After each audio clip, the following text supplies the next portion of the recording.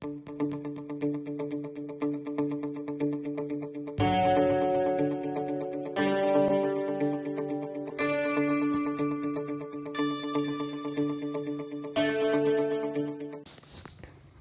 children, in the last class we learned about cartilage and other bones. Today we are going to learn about gait of animals. First one, earthworm.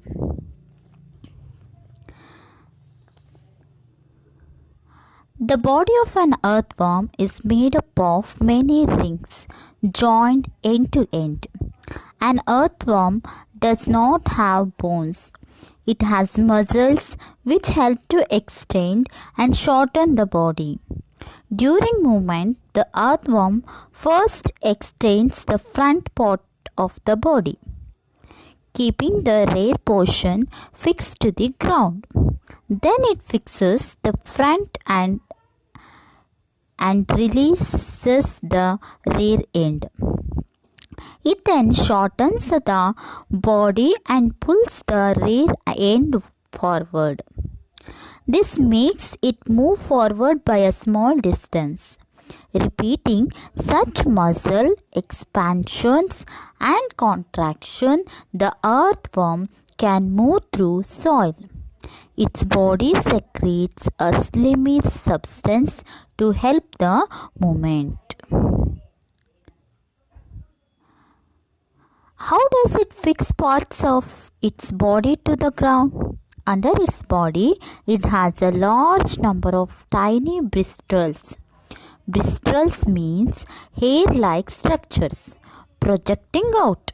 The bristles are connected with muscles. The bristles help to get a good grip on the ground. The earthworm actually eats its way through the soil. Its body then throws away the undigested part of the material that it eats. This activity of an earthworm makes the soil more useful for plants.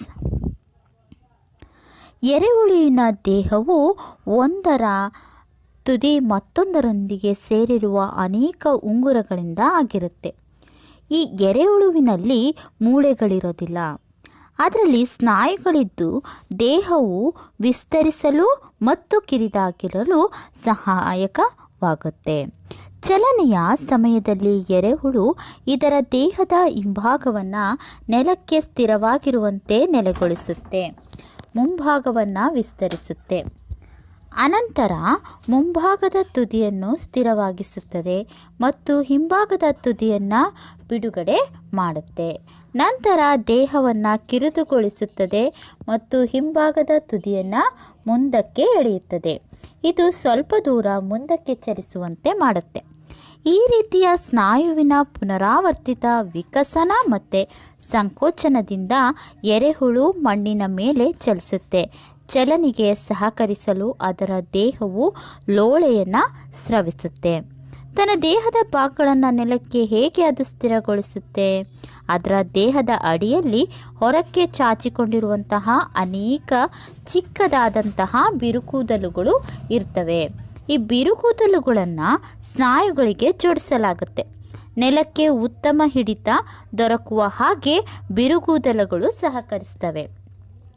ವಾಸ್ತವವಾಗಿ ಎರೆಹುಳು ತನ್ನ ಮಾರ್ಗದ ಮಣ್ಣನ್ನು ತಿನ್ನುತ್ತೆ.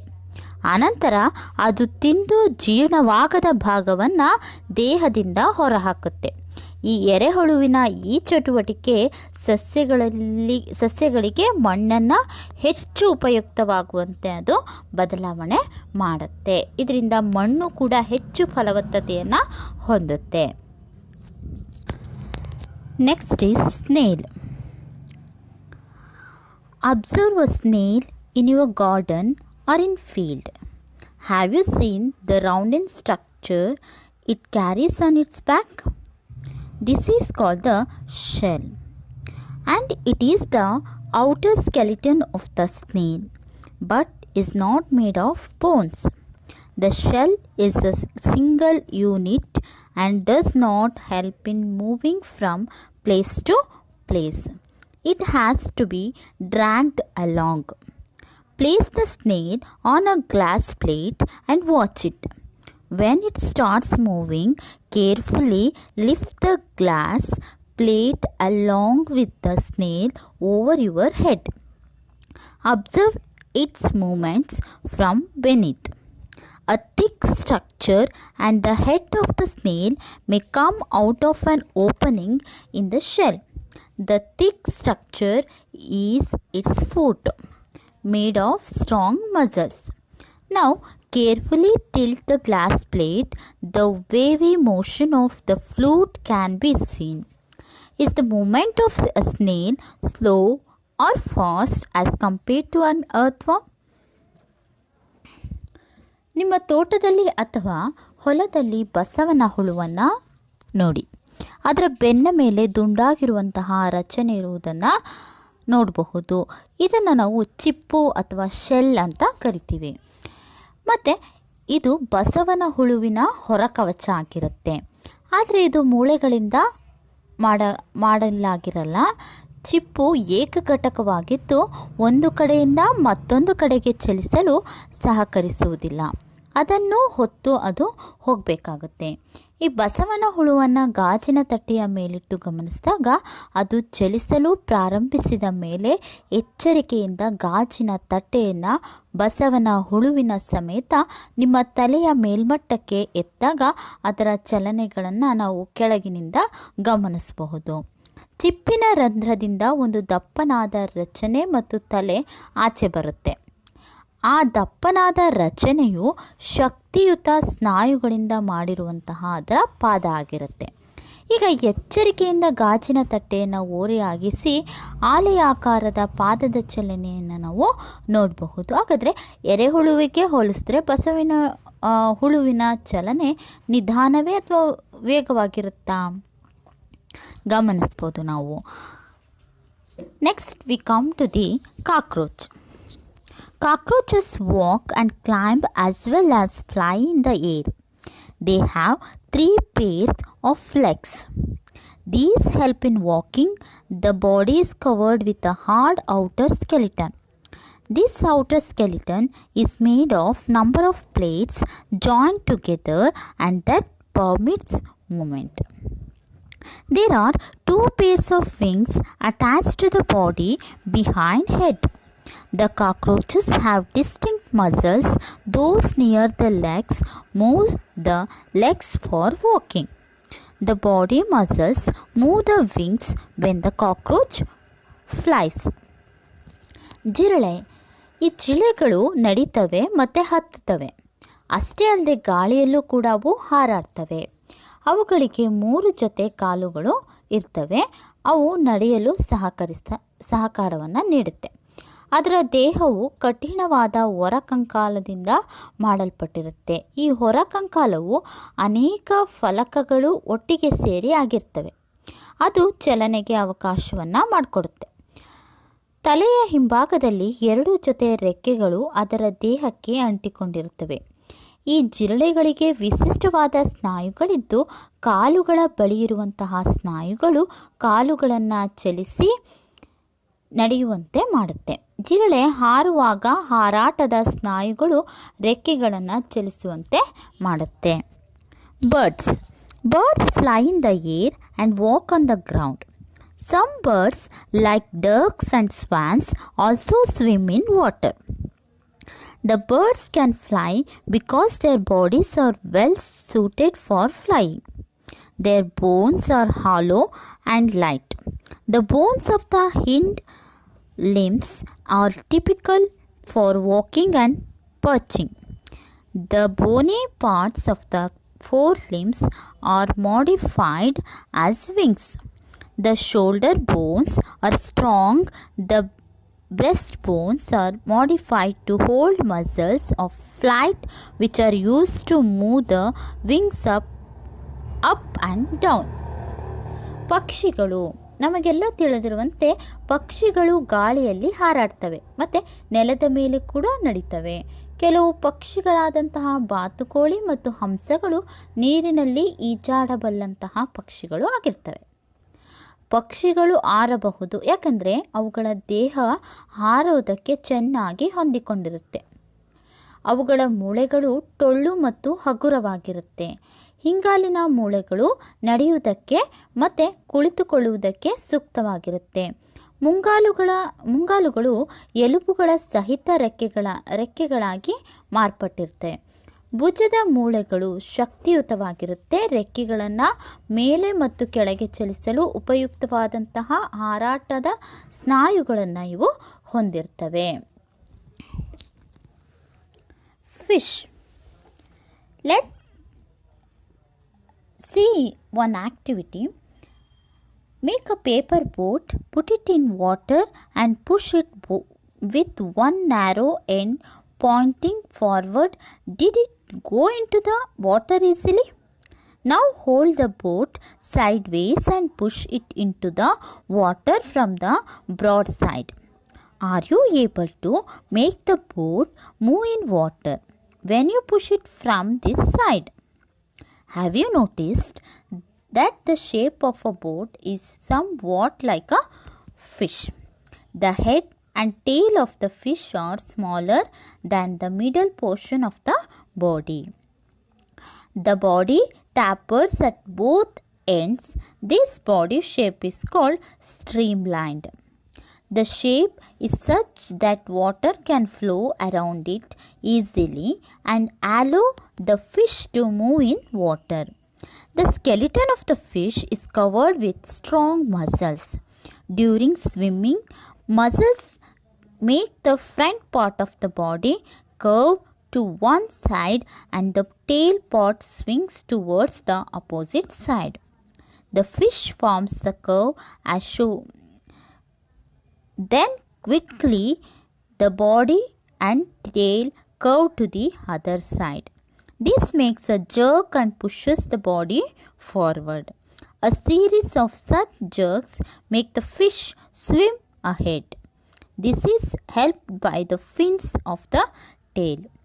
Fish also have other fins on their body, which mainly help to keep the balance of the body and to keep direction while swimming. Did you ever notice that underwater divers wave fin-like flippers on their feet to help them move easily in water? ಮೀನು. ತಮಗೆಲ್ಲ ತಿಳಿದಿರುವಂತೆ ಮೀನು ಒಂದು ಜಲಚರ ಪ್ರಾಣಿಯಾಗಿದೆ. ಒಂದು ಚಟುವಟಿಕೆಯನ್ನು ನೋಡ್ತಾ ಬಂದರೆ, ಕಾಗದದ ಒಂದು ದೋಣಿಯನ್ನು ಮಾಡಿ ನೀರಿನಲ್ಲಿ ಇಟ್ಟಾಗ ಚೂಪಾದ ತುದಿ ಮುಂದಿರುವಂತೆ ಒಂದು ತುದಿಯಿಂದ ಮತ್ತೊಂದು ತುದಿಗೆ ತಳ್ಳಬೇಕು. ಅದು ನೀರಿನಲ್ಲಿ ಸುಲಭವಾಗಿ ಹೋಯ್ತಾ.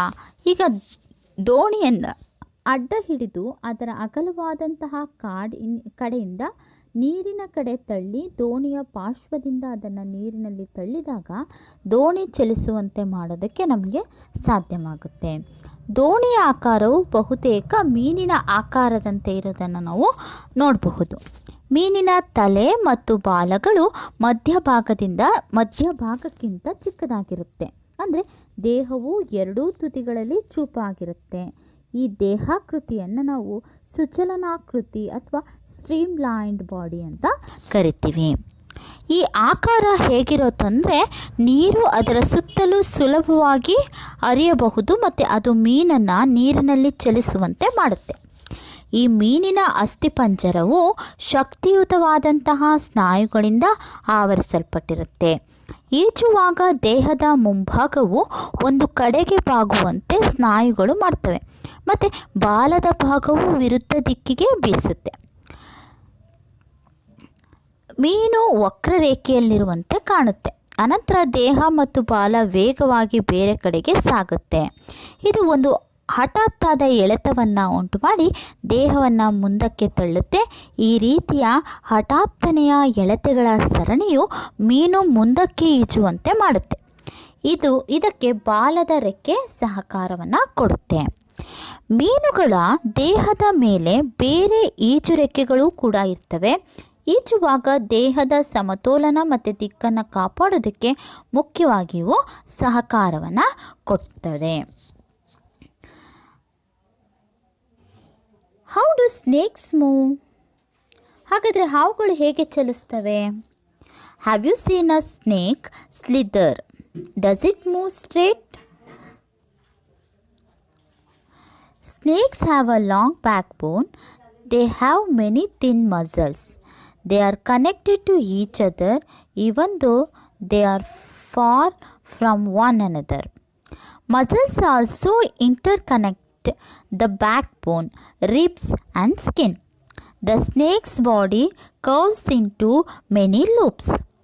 Each loop of the snake gives it a forward push by pressing against the ground.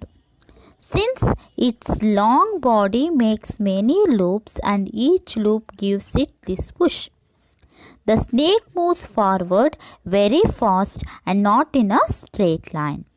We have learned about the use of bones and muscles. ಹಾಗಾದರೆ ಹಾವು ಹೇಗೆ ಚಲಿಸುತ್ತೆ? ಹಾವುಗಳಿಗೆ ಉದ್ದವಾದ ಬೆನ್ನು ಮೂಳೆ ಇರುತ್ತದೆ.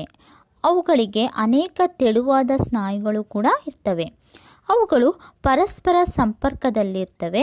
ಒಂದರಿಂದ ಮತ್ತೊಂದು ದೂರದಲ್ಲಿದ್ದರೂ ಕೂಡ ಬೆನ್ನುಮೂಳೆ, ಪಕ್ಕೆಲುಬುಗಳು ಮತ್ತು ಚರ್ಮದೊಂದಿಗೆ ಸ್ನಾಯುಗಳು ಅಂತರ್ಜೋಡಣೆ ಆಗಿರೋದನ್ನು ನಾವು ನೋಡ್ತೇವೆ.